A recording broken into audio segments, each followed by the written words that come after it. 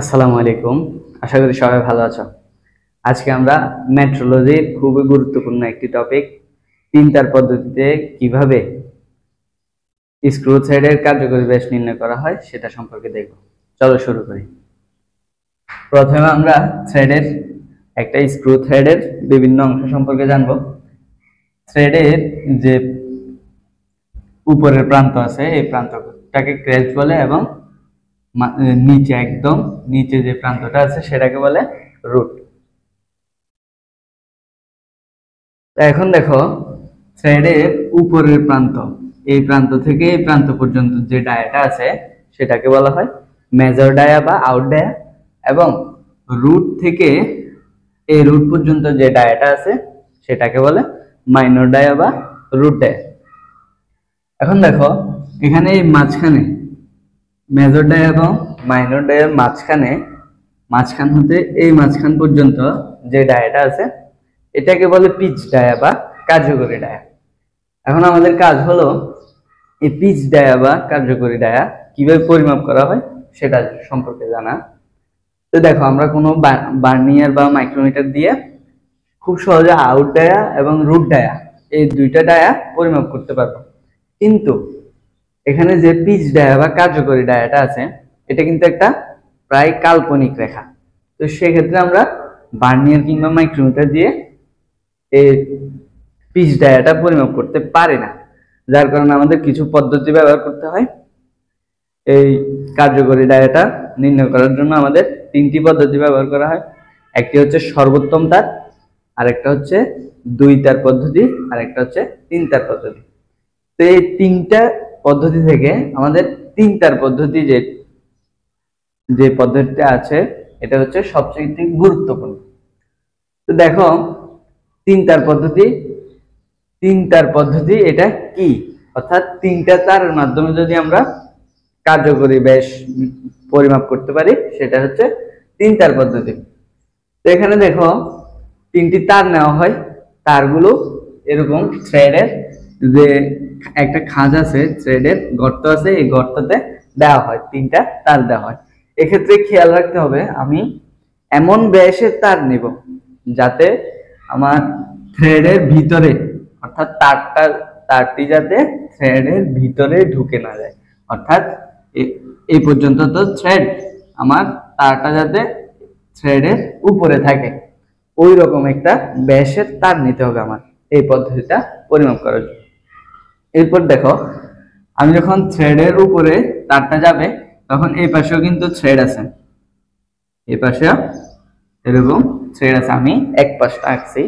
তো দেখো, এখানে তার আছে দুইটা, যেহেতু তিনটার পদ্ধতি তাইলে দেখো এখানে আমি তারের উপরে একটা মাপ পাবো না। তারের উপরে যদি আমি মাইক্রোমিটার দিয়ে মাপ নিই একটা মাপ পাবো, সেটাকে আমরা এম দিয়ে দেখাচ্ছি। তাইলে দেখো এখানে দেখো ডি, ছোট ডি হচ্ছে তারের ব্যাস, ই হচ্ছে পিচ ডায়া,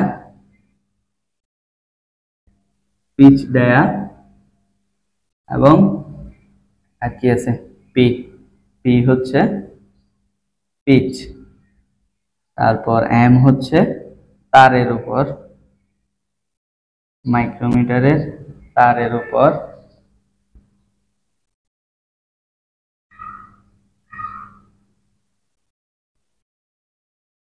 মাইক্রোমিটারের পার্ট। এরপর দেখো আর কি আছে, আমাদের যে থিটা আছে, থিটা বাই 2, এটা হচ্ছে থ্রেডের অর্ধকোণ,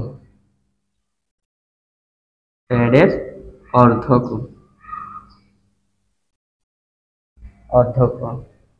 দেখো, থ্রেড কাটা হচ্ছে দুটি স্ট্যান্ডার্ড মেনে। একটি স্ট্যান্ডার্ড হচ্ছে মেট্রিক স্ট্যান্ডার্ড, যেটা মেট্রিক স্ট্যান্ডার্ডে থ্রেডের কোণ থাকে 60 ডিগ্রি, এবং আরেকটা হচ্ছে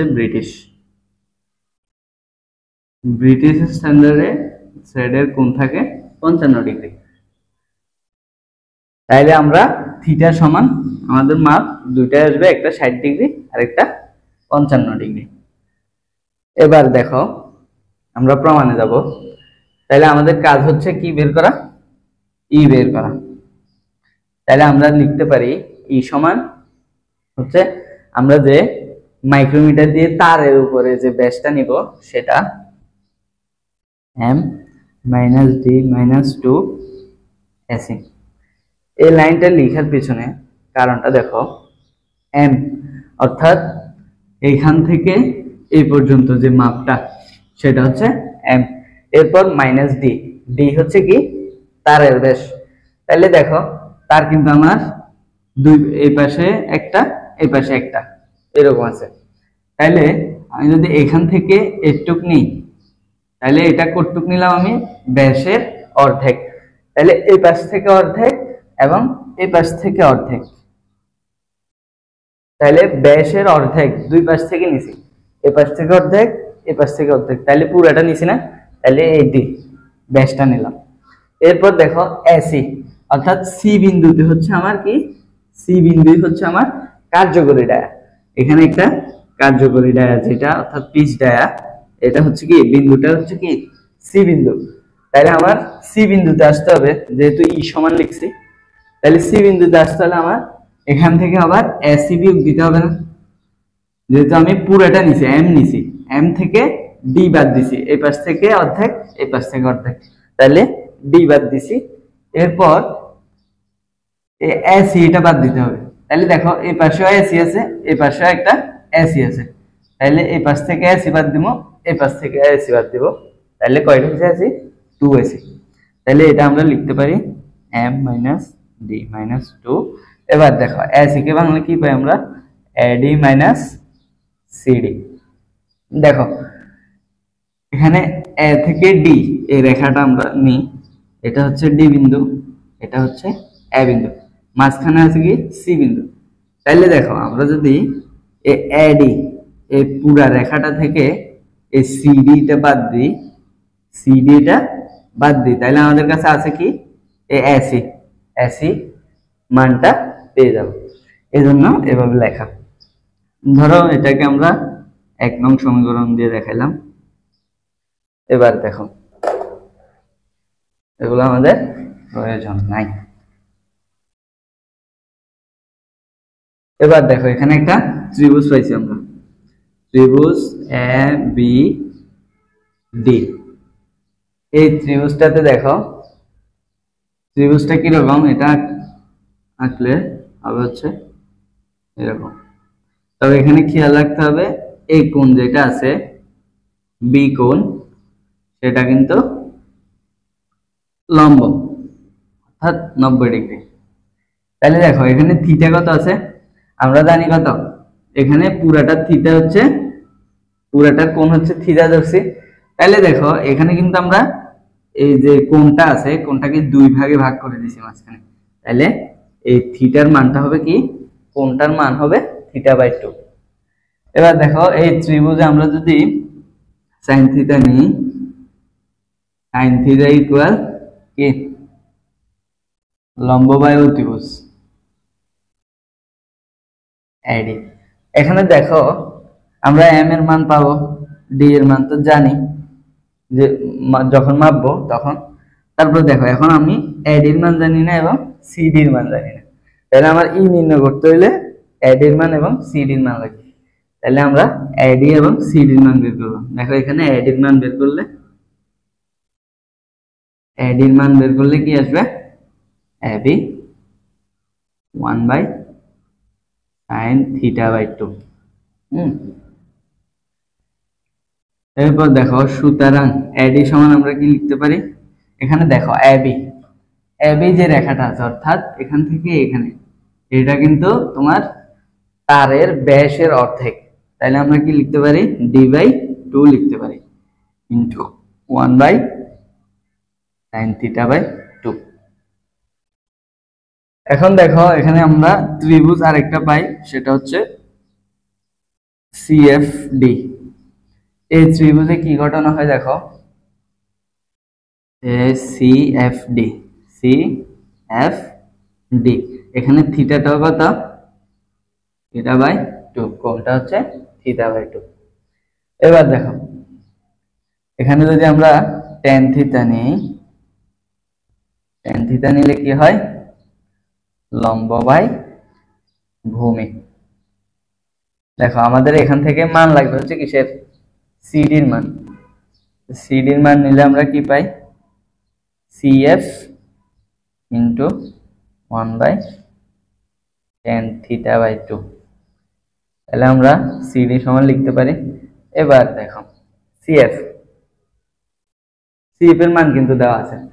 দেখো এই বিন্দু থেকে এই বিন্দু পর্যন্ত হচ্ছে আমাদের কি, পিচ। পিচ আমরা সবাই চিনি তো।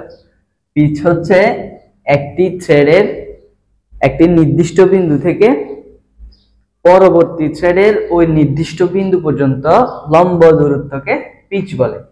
অর্থাৎ একটি থ্রেডের, এটা হচ্ছে একটি থ্রেড, এটা নির্দিষ্ট একটা বিন্দু থেকে পরবর্তী থ্রেডের ওই নির্দিষ্ট বিন্দু পর্যন্ত লম্ব দূরত্বকে কি বলে, পিচ বলে। তাহলে দেখো পিচ হচ্ছে দুইটা থ্রেড নিয়ে, তাহলে দুইটা থ্রেড থেকে আমরা যদি একটা থ্রেড নিই তাহলে আমরা নিলাম কতটুক, পিচের অর্ধেক। তাহলে আমরা ধরো এই একটা থ্রেডের মানটা নিলাম, তাহলে এখান থেকে এখানে এই পিচের মানটা হবে কি, p/2।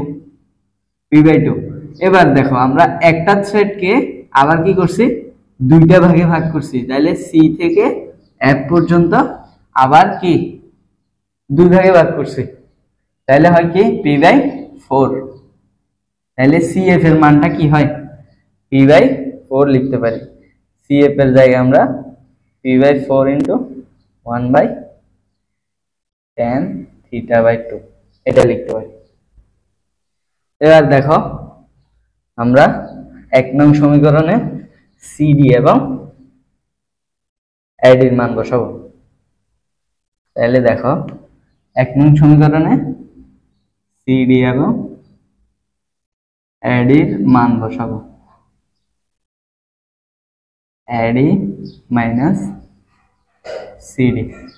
দেখো এবার m মাইনাস d মাইনাস 2 মান বসালে কি আসে, এডির মান d/2 into 1/sin theta by 2, এরপর মাইনাস কি আছে p/4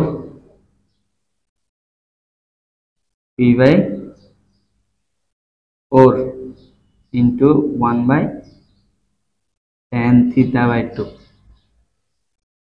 এবার দেখো m মাইনাস d মাইনাস 2 দিয়ে আমরা কি করব, এটাকে গুণ দিয়ে দিব। তাই 2 দিয়ে গুণ দিলে এখানে থাকবে হচ্ছে d into 1/sin theta by 2 minus minus minus হয়ে যাবে কি, minus minus plus p/2 into 1/tan theta by 2।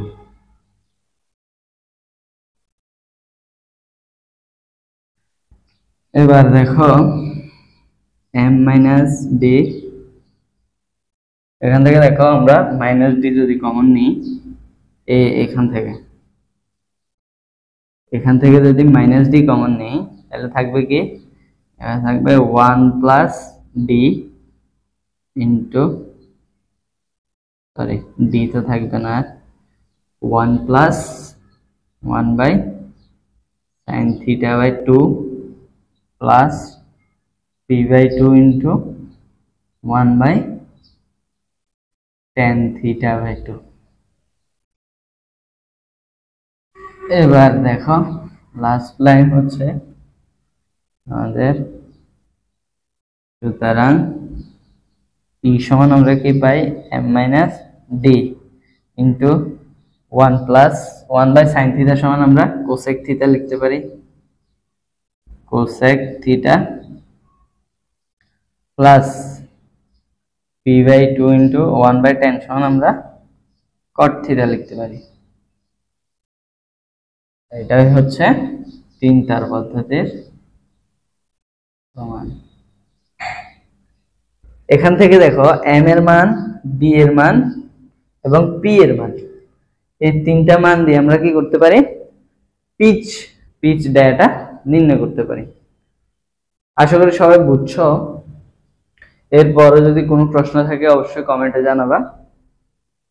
তোমাদের ফিডব্যাক আমাকে পরবর্তী ভিডিও বানাতে উৎসাহিত করে, তাই সবাই শেয়ার করবা, কমেন্ট করবা। ধন্যবাদ সবাইকে। আল্লাহ হাফেজ।